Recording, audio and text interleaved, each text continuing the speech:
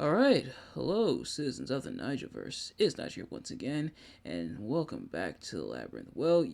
You know what? We are a week removed from WrestleMania, but guess what? Cody Rhodes isn't the only one finishing his story. It's time to finish the story of our own, as we are about to conclude Hamlet.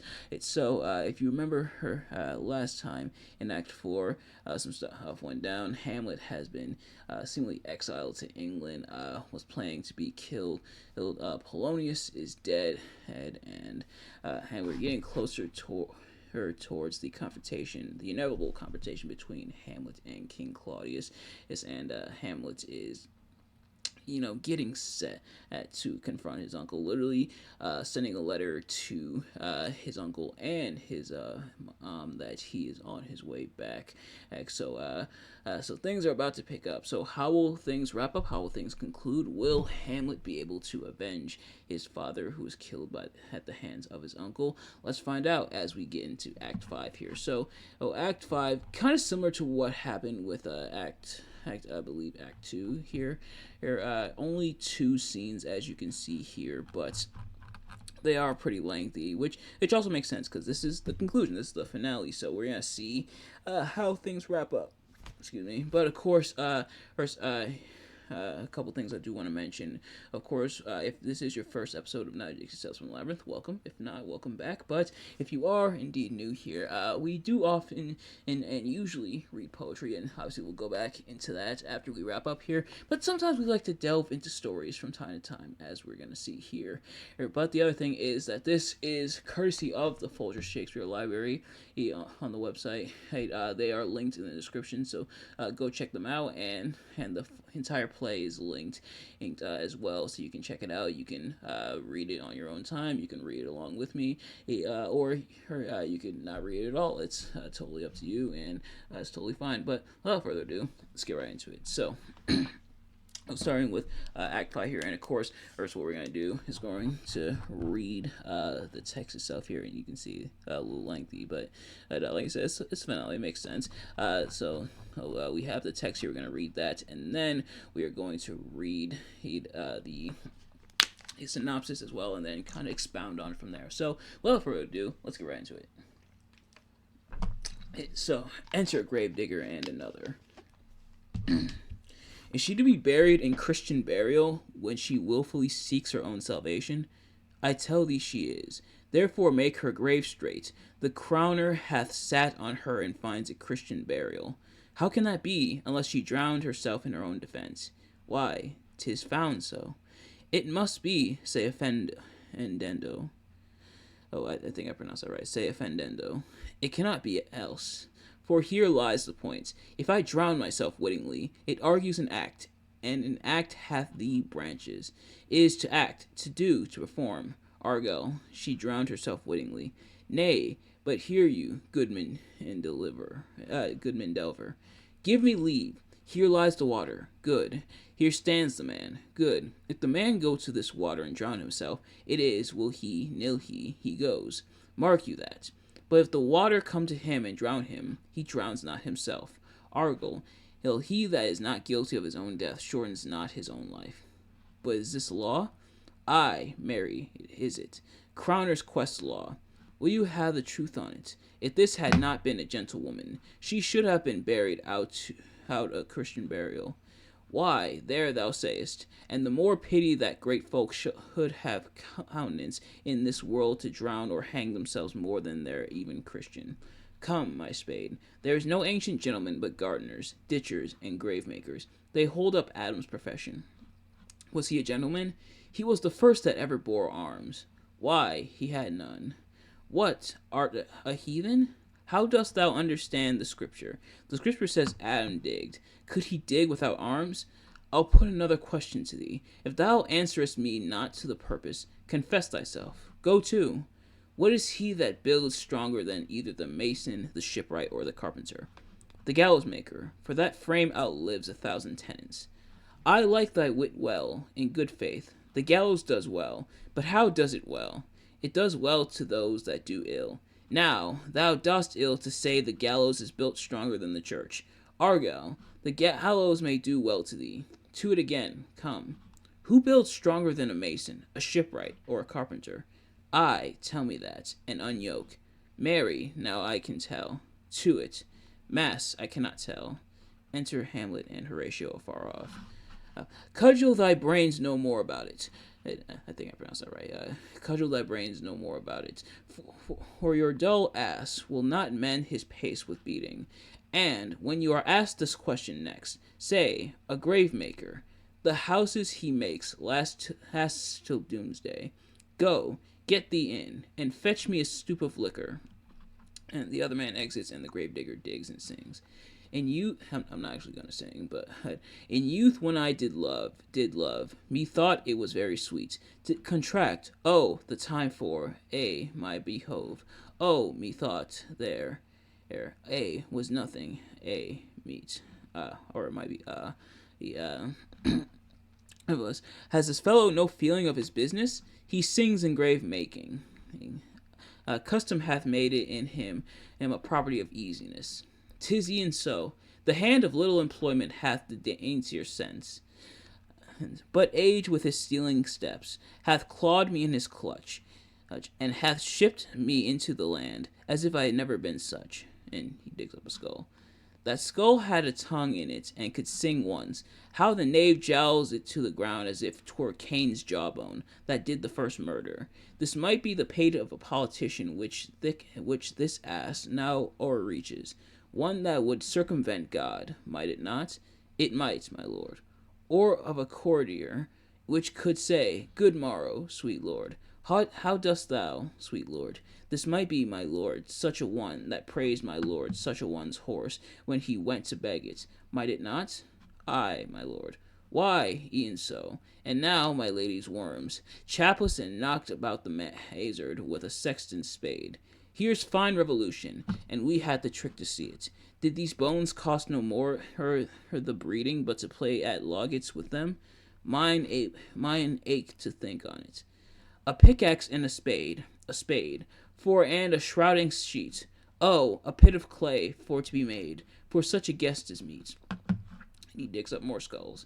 There's another. What may not that be the skull of a lawyer? Where be his quiddities now, his quiddities, his cases, his tenures, and his tricks? Why does he suffer this mad knave now to knock him about the scone with a dirty shovel, and will not tell him of his action of battery? This fellow might be in his time a great buyer of land, with his statutes. I think that's what it's pronounced. Statutes. His recognizances.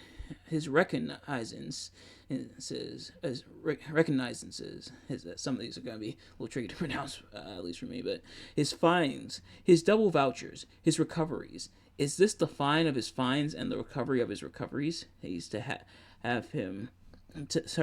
his fine paid full of fine dirt. Will his vouchers vouch to him no more of his purchases, and double ones too, than the length and breadth of a pair of indentures? The very conveyances of his land will scarcely lie in this box, and must the interior himself have no more, Not a jot more, my lord. Is not parchment made of sheepskins? Ay, my lord, and of calfskins too. They are sheep and calves which seek out assurance in that. I will speak to this fellow. Whose grave is this, sirrah? Mine, sir. A pit of clay, for to be made, for such a guest as meet. I think it be thine, indeed, for thou liest in it. You lie out on it, sir, and therefore 'tis not yours. For my part, I do not lie in it, yet it is mine. Thou dost lie in it, to be in it, and say it is thine. 'Tis for the dead, not for the quick, therefore thou liest. 'Tis a quick lie, sir. 'Twill away again from me to you. What man dost thou dig it for? For no man, sir. What woman, then? For none, neither. Who is to be buried in it? One that was a woman, sir, but rest her soul, she is dead. How absolute the knave is! We must speak by the card, or equivocation will undo us. By the Lord, Horatio, this 3 years I have took note of it. The age is grown so picked that the toe of the peasant come so near the heel of the courtier. He hauls his kibe. How long hast thou been grave maker? Of all the days in the year, I came to it that day that our last King Hamlet overcame Fortinbras. How long is that since? Cannot you tell that? Every fool can tell that. It was that very day that young Hamlet was born, he that is mad, and sent into England. Ay, Mary, why was he sent into England? Why, because he was mad. He shall recover his wits there, or if he do not, 'tis no great matter there. Why? 'Twill not be seen in him there. There the men are as mad as he. How came he mad? Very strangely, they say. How strangely? Faith, e'en with losing his wits. Upon what ground? Why, here in Denmark. I have been sexton here, man and boy, 30 years. How long will a man lie in the earth ere he rot? Faith, if he be not rotten before he die, as we have many pocky courses nowadays that will scarce hold the laying in, he will last you some 8 year or 9 year. A tanner will last you 9 year. Why he more than another? Why, sir, his hide is so tanned with his trade that he will keep out water a great while, and your water is a sore decayer of your whoreson dead body. Here's a skull now hath lain you in the earth 23 years. Whose was it? A whoreson mad fellow's it was. Whose do you think it was? Nay, I know not. A pestilence on him for a mad rogue. He poured a flagon of Rhenish on my head once. This same skull, sir, was, sir, Yorick's skull, the king's jester. This? E'en that. Let me see. Alas, poor Yorick, I knew him. Horatio, a fellow of infinite jest, of most excellent fancy. He hath bore me on his back 1,000 times, and now how abhorred it in my imagination it is. My gorge rises at it. Here hung those lips that I have kissed I know not how oft. Where be your gibes now, your gambols, your songs, your flashes of merriment that were wont to set the table on a roar? Not one now to mock your own grinning. Quite chapfallen? Now I'll get you to my lady's chamber, and tell her, let her paint an inch thick. To this favor she must come. Make her laugh at that. Prithee, Horatio, tell me one thing. What's that, my lord? Dost thou think Alexander looked of this fashion in the earth? E'en so, and smelt so, and he puts the skull down. E'en so, my lord. To what base uses we may return, Horatio. Why may not imagination trace the noble dust of Alexander till he find it stopping a bunghole? 'Twere to consider too curiously to consider so.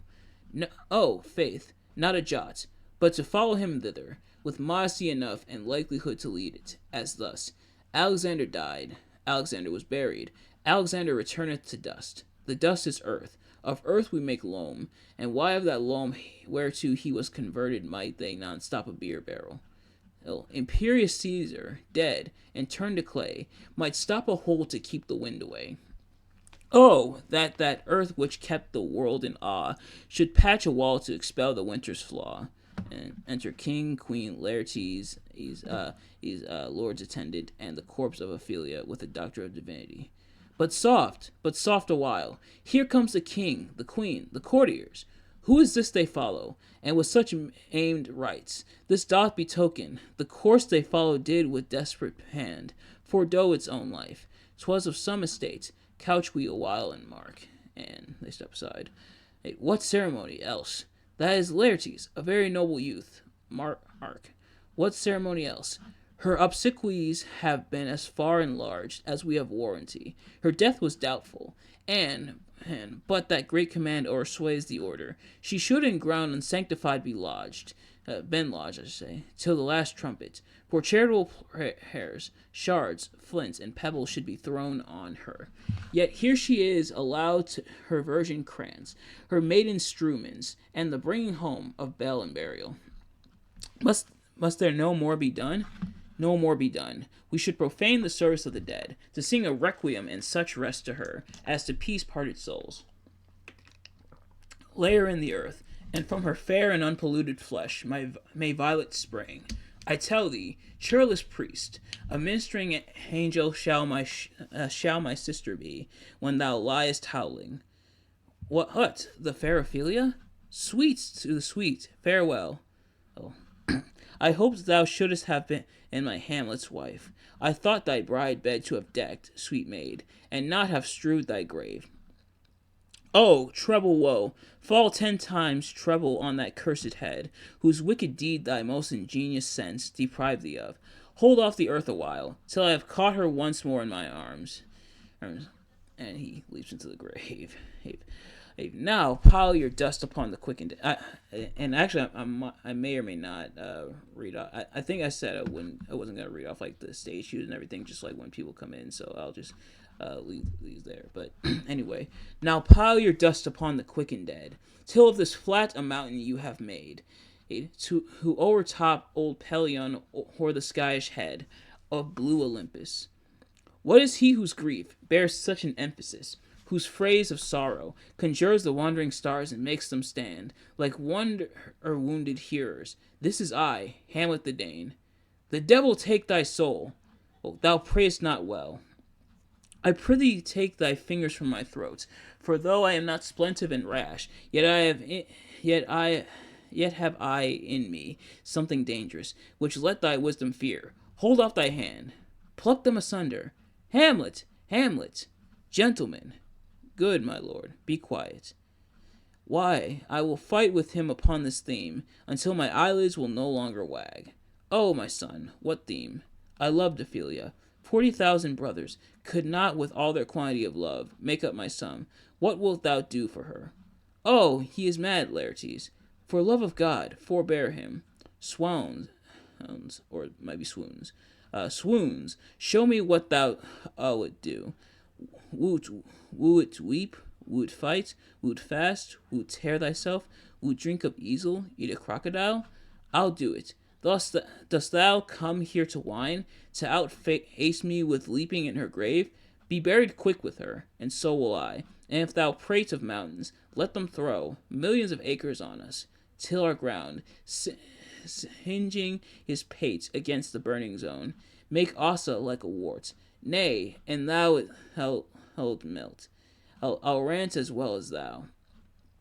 This is mere madness, and thus awhile the fit will work on him. Anon, as patient as the female dove, when that her golden couplets are disclosed, his silence will stilt drooping.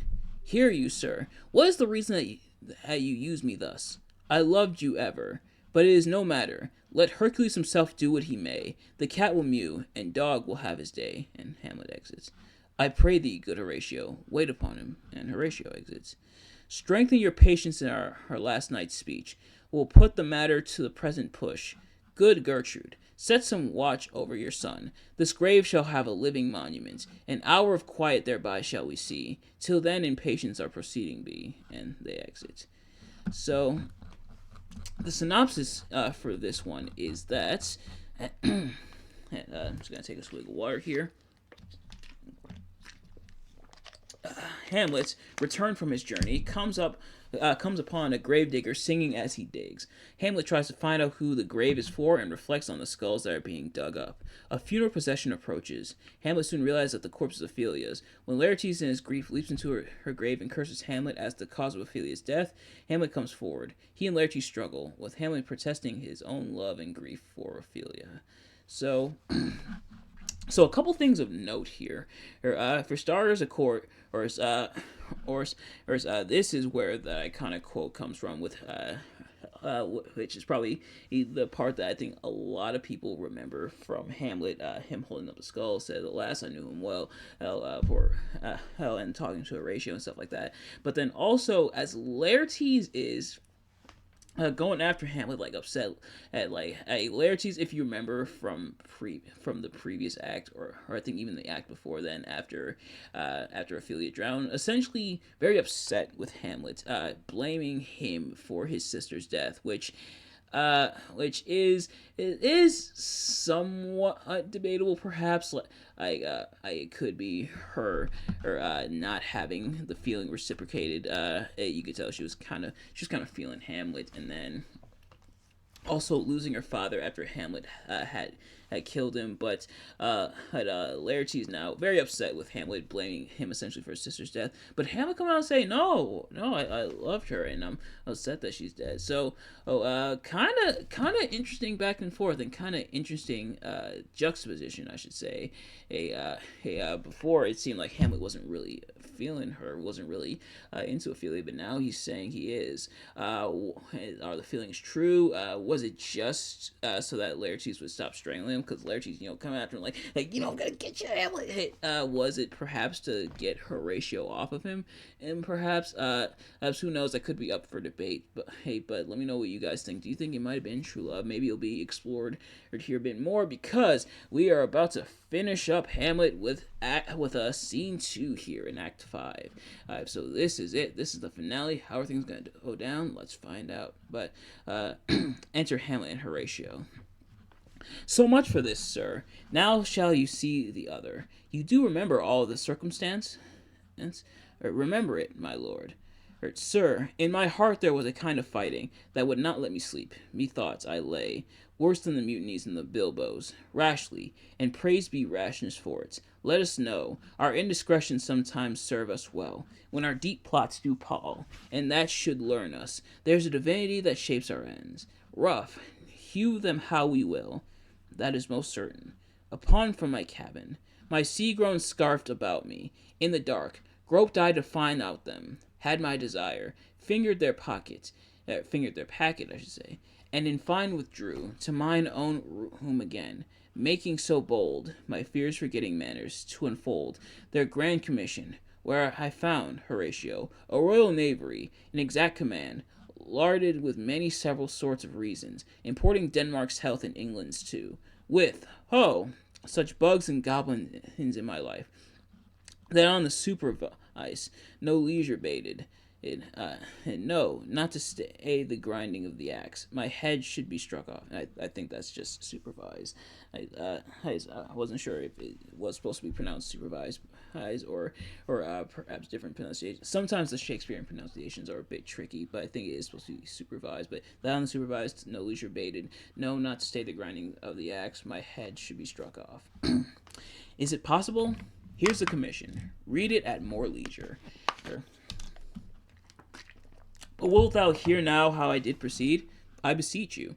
Being thus benetted round with villainies, or I could make a prologue to my brains, they had begun the play. I sat me down, devised a new commission, wrote it fair. I once did hold it, as our status do, a baseness to write fair, and labored much, how to forget that had learning. But, sir, now, it did me yeoman's service. Wilt thou know the effect of what I wrote? Aye, good my lord. An earnest conjuration from the king. As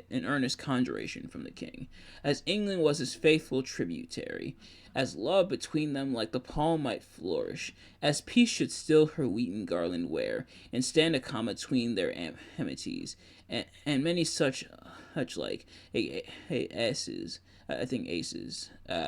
and many such like aces of great charge, I think that's how it's supposed to be pronounced, that, on the view and knowing of these contents, without debatement further, more or less, he should those bearers put to sudden death, not shriving time allowed. How was this sealed? Why, even in that was heaven ordinance. I had my father's signet in my purse, which was the motto of that Danish seal, folded the writ up in the form of the other, subscribed it, gave it the impression, placed it safely, the changeling never known.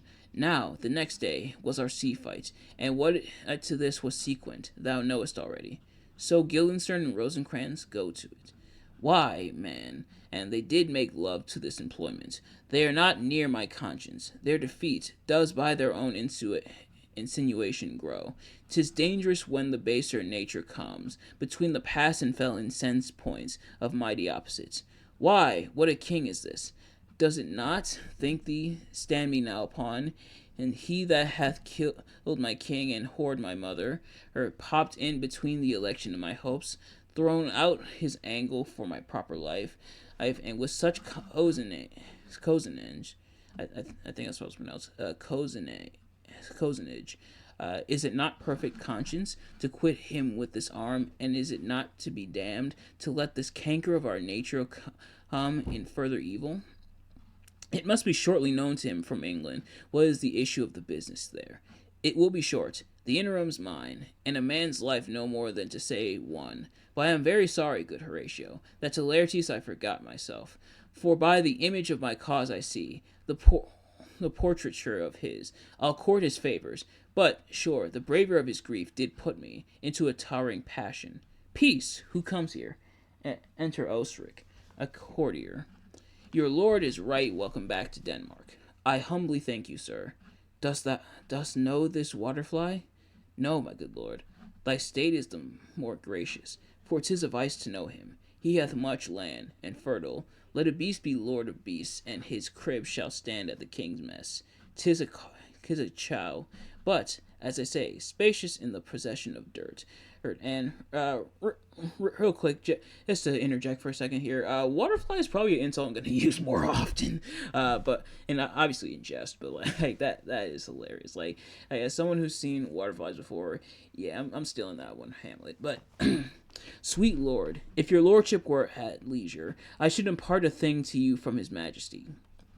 I will receive it, sir, with all diligence of spirit. Put your bonnet to his right use. Excuse me. 'Tis for the head. I thank your lordship. It is very hot. No, believe me, 'tis very cold. The wind is northerly. It is indifferent cold, my lord, indeed. So I imagine indifferent cold means probably like lukewarm or not really that warm or cold. Kind of like, I'm guessing probably somewhere in the middle. Well, but anyway. But yet methinks it is very sultry and hot for my complexion. Exceedingly, my lord, it is very sultry, as 'twere, I cannot tell you how. My lord, his majesty, bade me signify to you that he has laid a great wager on your head. Sir, this is the matter. I beseech you, remember. Nay, good lord. Nay, good my lord, for my ease, in good faith. Sir, here is newly come to court Laertes, believe me, an absolute gentleman, full of most excellent differences, of very soft society and great showing. Indeed, to speak feelingly of him, he is the card or calendar of gentry, for you shall find in him the continent of what part a gentleman would see. Sir, his definement suffers no perdition in you, though I know to divide him inventorially, with dozy the arithmetic of memory, and yet but yaw neither, in respect of his quick sale. But in the verity of extolment, I take him to be a soul of great article, and his infusion of such dearth and rareness as, to make true diction of him, assemblable is his mirror, and who else would trace him, his umbrage, nothing more. Your lordship speaks most infallibly of him. The countenancy, sir? Why do we wrap the gentleman in our more rare breath? Sir? Is it not possible to understand in another tongue? Ye will to it, sir, really. What imports the nomination of this gentleman? Of Laertes? His purse is empty already. All his golden words are spent. Of him, sir. I know you are not ignorant. I would you did, sir. Yet in faith, if you did, it would not much approve me. Well, sir, you are not ignorant of what excellence Laertes is. I dare not confess that, lest I should compare with him in excellence, but to know a man well were to know himself. I mean, sir, for his weapon, but in the imputation laid on him by them, it is meet he's unfellowed. What has his weapon? Rapier and dagger.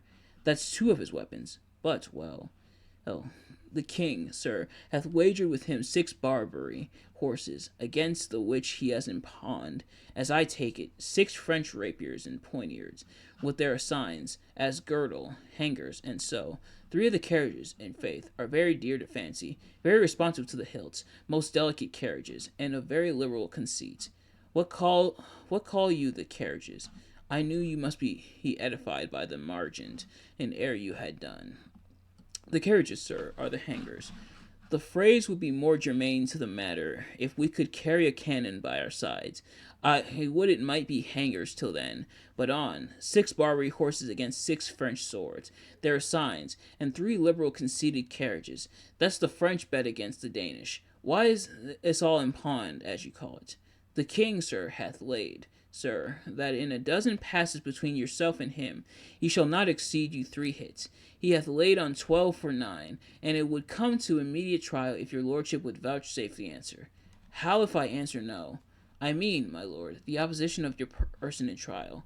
Oh, sir, I will walk here in the hall.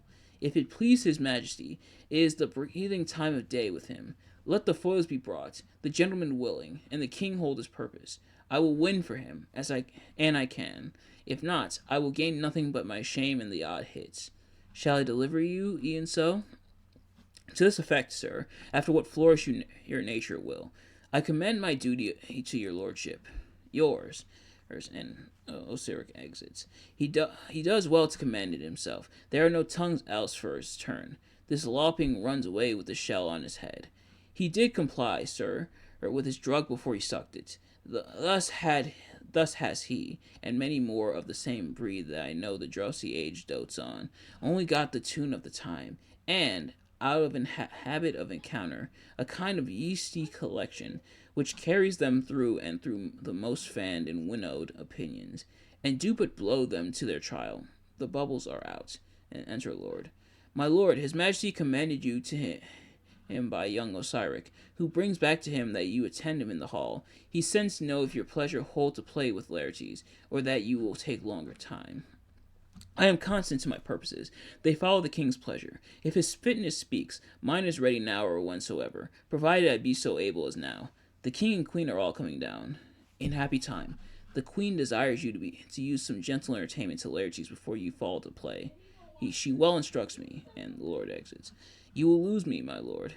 I do not think so. Since he went to France, I have been in continual practice. I shall win at the odds, but thou wouldst not think how ill all's here about my heart. But it is no matter. Nay, good, my lord. It is but foolery, but it is such a kind of gain-giving as would perhaps trouble a woman. If your mind dislike anything, obey it. I will forestall their repair hither, and say you are not fit. Not a whit. We defy augury. There is a special providence in the fall of a sparrow. If it be now, 'tis not to come. If it be not to come, it will be now. If it be not now, yet it will come. The readiness is all. Since no man of aught he leaves knows, what is it to leave betimes? Let be. A table prepared. Enter trumpets, drums, and officers, with cushions, king, queen, Osiric, and all the state, foils, daggers, flagons of wine, and Laertes. Come, Hamlet, come and take this hand from me. Give me your pardon, sir. I have done you wrong, but pardon it as you are a gentleman. This presence knows, and you must needs have heard, how I am punished, with a sore distraction. What I have done, that might your nature, honor, and exception, roughly awake, I here proclaim was madness. Was it Hamlet wronged Laertes? Never Hamlet. If Hamlet from himself be taken away, and when he's not himself does wrong Laertes, then Hamlet does it not. Hamlet denies it. Who does it then? His madness. If it be so, Hamlet is of the faction that is wronged. His madness is poor Hamlet's enemy. So Hamlet's literally trying to plead insanity here. Go figure. Sir, in this audience, let my disclaiming from a purposed evil free me so far in your most generous thoughts that I have shot my arrow o'er the house and hurt my brother. I am satisfied in nature, whose motive in this case should stir me most to my revenge. But in my terms of honor, I stand aloof and will no reconcilement, till by some elder masters of known honor I have a voice and precedent of peace, to keep my name ungorged. But till that time, I do receive your offered love like love, and will not wrong it. I embrace it freely, and will this brother's wager frankly play. Give us the foils. Come on. Come, one for me. I'll be your foil, Laertes. I'll be your foil, Laertes. In mine ignorance, your skill shall, like a star in the darkest night, stick fiery off indeed. You mock me, sir. No, by this hand. Give them the foils, young Osiric. Cousin Hamlet, you know the wager? Very well, my lord. Your grace has laid the odds o'er the weaker side. I do not fear it. I have seen you both. But, since he is better, we have therefore odds. This is too heavy. Let me see another. This likes me well. These foils have all a length. Ay, my good lord. Set and prepare to play. So I'm guessing that means like prepare for them to duel. Set me the stoops of wine upon that table. If Hamlet give the first or second hit, or quit in answer of the third exchange, let all the battlements their ordnance fire. The king shall drink to Hamlet's better breath, and in the cup of union shall he throw, richer than and that which four successive kings in Denmark's crown have worn. Give me the cups, and let the kettle to the trumpet speak, the trumpets to the cannoneer without, the cannons to the heavens, and the heaven to the earth, or the heaven to earth. Now the king drinks to Hamlet. Come, begin, and you, the judges, bear a wary eye. Come on, sir. Come, my lord. One, and they play, so I guess that means they duel. One, no. Judgment, a hit, a very palpable hit. Well, again, and stay, give me drink. Hamlet, this pearl is thine. Here's to thy health. So he drinks and then drops the pearl in the cup. Drum, trumpets, and shot. And the only reason I'm reading out here is because it's a part of it's now playing an even bigger part of the scene. Even if that makes any sense, but anyway, give him the cup. I'll play this bout first. Set it by a while. Come, and they play another hit. What say you? A touch. I do confess it. Our son shall win. He's fat and scant of breath. Here, Hamlet, take my napkin. Rub thy brows. The queen carouses to thy fortune, Hamlet, and she lifts the cup. Good, madam. Gertrude, do not drink. I will, my lord. I pray you pardon me. And she drinks. It is the poison cup. It is too late. Oops. I dare not drink yet, madam. By and by. Hey, come, let me wipe thy face. My lord, I'll hit him now. I do not think it. And yet it is almost against my conscience. Come, for the third, Laertes, you do but dally. I pray you pass with your best violence. I am afeard you make a wanton of me. Say you so? Come on, and play. Nothing neither way. Have at you now. And Laertes wounds Hamlet. Then, in scuffling, they change rapiers, and Hamlet wounds Laertes. Part them, they are incensed. Nay, come again, and the queen falls. Look to the queen there, ho! They bleed on both sides. How is it, my lord? How is it, Laertes? Why, as a woodcock to mine own springe, Osiric, and he falls. I am justly killed with mine own treachery. How does the queen? She swoons to see them bleed. No, the drink. Oh, my dear Hamlet, the drink. I am poisoned, and she dies. Oh, villainy. Ho, let the door be locked, and Osiric exits. Treachery, seek it out. It is here, Hamlet. Hamlet, thou art slain. No medicine in the world can do thee good. In thee there is not half an hour's life. The treacherous instrument is in thy hand, unbaited and envenomed. The foul practice hath turned itself on me. Lo, here I lie, never to rise again. Thy mother poisoned. I can no more. The king's to blame. The point envenomed too. Then venom to thy work, and hurts the king. Treason. Oh, yet defend me, friends. I am but hurt. Here, thou incestuous, murderous Hamlet Dane, drink off this potion. Is thy union here? And forcing him to drink the potion. Follow my mother, and the king dies. He is justly served. It is a poison tempered by himself. Exchange forgiveness with me, noble Hamlet. Mine and my father's death come not upon thee, not or thine on me. And he dies. Heaven, make thee free of it. I follow thee. I am dead, Horatio. Wretched queen, adieu. You that look pale and tremble at this chance, that are but mutes or audience to this act, had I but time, as this fell sergeant, death, is strict in his arrest. Oh, I could tell you, but let it be, Horatio. I am dead. Thou livest. Report me in my cause aright, to the unsatisfied. Never believe it. I am more an antique Roman than a Dane. Here's yet some liquor left, and he picks up the cup. As thou art a man, give me the cup. Let go. By heaven, I'll have it. Oh God, Horatio, what a wounded name. Things standing thus unknown, shall I leave behind me. If thou didst ever hold me in thy heart, absent thee from felicity a while, and in this harsh would draw thy breath in pain, to tell my story, and march afar off and shot within. What warlike noise is this? And then enter Osiric. Young Fortinbras, with conquest come from Poland, to the ambassadors of England gives this warlike volley. Oh, I die, Horatio. The potent poison quite o'ercrows my spirits. I cannot live to hear the news from England, but I do prophesy the election lights on Fortinbras. He has my dying voice, so tell him, with the incurrence, more and less, which have solicited. The rest is silence. Oh, oh, oh, oh, and he dies. Now cracks a noble heart. Good night, sweet prince, and flights of angels sing thee to thy rest, and march within. Why does the drum come hither? Its reformed brought with the English ambassadors with drum, colors, and attendants. Where is the sight? What is it you would see? If aught of woe or wonder, cease your search. This quarry cries on havoc. O proud death, what feast is toward in thine eternal cell, that thou so many princes at a shot, so bloodily hast struck? The sight is dismal, and our affairs from England come too late. The ears are senseless that should give us hearing, to tell him his commandment is fulfilled, that Rosencrantz and Guildenstern are dead. Whate'er should we have our thanks? Not from his mouth. Had it the ability of life to thank you, he never gave commandment for their death. But had since, so jump upon this bloody question, you from the Pollock wars, and you from England, are here arrived. Give orders to hers that these bodies, high on a stage, be placed to the view, and let me speak to the yet unknowing world, how these things came about. So shall you hear, of carnal, bloody, and unnatural acts, of accidental judgments, casual slaughters, of deaths put on by cunning and forced cause, and, in this upshot, purposes mistook, fallen on the inventors' heads. All this can I truly deliver. Let us taste to hear it, and call the noblest to the audience. For me, with sorrow I embrace my fortune. I have some rights of memory in this kingdom, which now to claim my vantage doth invite me.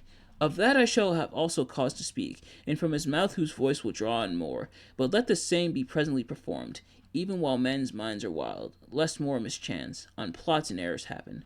Let four captains, and bear Hamlet like a soldier to the stage, for he was likely, had he been put on, to have proved most royal, and for his passage, the soldier's music and the right of war. Speak loudly for him. Take up the bodies. Such a sight as this becomes the field, but here shows much amiss. Go, bid the soldiers shoot. They exit, marching after the which a peal of ordnance are shot off. So that is it for not only scene 2, not only act 5, but for the story of Hamlet. So the synopsis here is that in the hall of the castle, Hamlet tells Horatio how he discovered the king's plot against him and how he turned the tables on Rosencrantz and Guildenstern. Osiric enters to ask, on Claudius's behalf, that Hamlet's fence with Laertes, and Hamlet agrees to the contest despite his misgivings. Hamlet is winning the match when Gertrude drinks from the poisoned cup that Claudius has prepared for Hamlet. Laertes then wounds Hamlet with the poisoned rapier. In the scuffle that follows, Hamlet forces an exchange of rapiers, and Hamlet wounds Laertes. And as Gertrude dies, Laertes, himself dying, discloses his and Claudius's plot against Hamlet. Hamlet kills Claudius, and before Hamlet dies, he asks Horatio to tell the full story that has led to these deaths and gives Fortinbras his support for the kingship. And after Hamlet's death, Fortinbras arrives, claims the crown, and orders a military funeral for Hamlet. So that was quite a bit, but essentially Hamlet kind of in a way fulfilling his deceased father's wish to essentially kill the man who killed him, and Hamlet's laying it all out, telling Horatio to let Fortinbras know, hey, exactly what's going on, and to show it off for the world right before he dies. And so Horatio fulfilling Hamlet's dying wish. Laertes reveals that he was deceived, and the king essentially playing Hamlet and Laertes against each other, which in a way kind of was how it is for the beginning. And Hamlet killed Polonius, and in a way indirectly kind of killed Ophelia, but who exactly put Polonius there in the first place, Ace, if you think about it? So all this is coming to light. Horatio's telling this Fortinbras. Fortinbras is like, yeah, okay, I'll tell the story. He gives Hamlet a military funeral, says Hamlet's the true royal one, and going from there. But pretty much everybody dies. Laertes is dead, Hamlet's dead, the queen's dead, and the king's dead. The queen accidentally drinks the poison cup. Why do you have a poison cup and a poison sword? or excuse me, I guess having a poison sword and a poison cup just in case one of them, just in case one of them doesn't do the trick. But nevertheless, the truth is about to come out, and the truth is being known exactly what was going on, and Hamlet essentially being seen as a hero in death by Fortinbras, who essentially takes over. But so I guess that also comes full circle because it was Fortinbras that was kept pretty much at bay by by King Hamlet and then by King Claudius. So, that full circle moment, and things wrap up in a bloody way, but things do wrap up. But nevertheless, as that is going to do it for, not only Act 5, but the story of Hamlet. So, thank you all so much for watching. I hope you enjoyed. If you did, please do me a favor, like, comment, subscribe, share with your friends, and turn on post notifications so you know every time I upload a video so you can see who drops. And let me know in the comments below your thoughts on Hamlet, the story of Hamlet, and my reading of it and my analysis of it. What's your favorite and least favorite part, and your thoughts on the story of Hamlet. I do want to do a kind of review. I did review tying into Romeo and Juliet. I'm thinking about doing one tying into Macbeth, and I kind of do want to do one tying into Hamlet as well.